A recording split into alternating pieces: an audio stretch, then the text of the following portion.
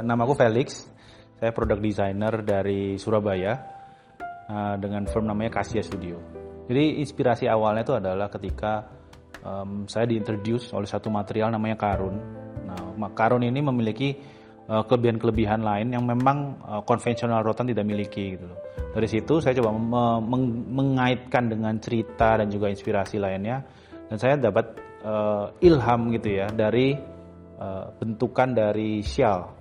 Oke, jadi kalau misalnya kita lihat dari desainnya sendiri, memang keunggulan dari material karun ini adalah selain dia fleksibel, dia juga kuat gitu ya. Jadi kita bisa lihat di bagian belakang ini memang kalau misalnya saya berdiri gitu ya, ini akan kelihatan jelas bahwa ini adalah kepalanya, ini adalah badannya. Gitu. Dan ini adalah si selendangnya itu, si stolanya itu.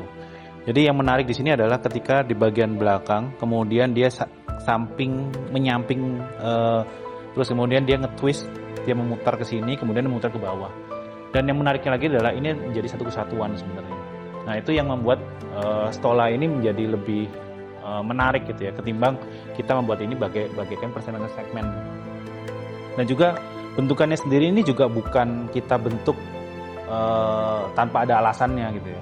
Memang ketika orang duduk cenderung tangannya ini dia akan lebih turun seperti ini gitu loh. Jadi seakan-akan itu memang kita ketika kita duduk itu kita nggak restrict gitu, tidak tertahan oleh si kursinya, tapi memang kursinya bisa mengakomodasi tubuh kita gitu.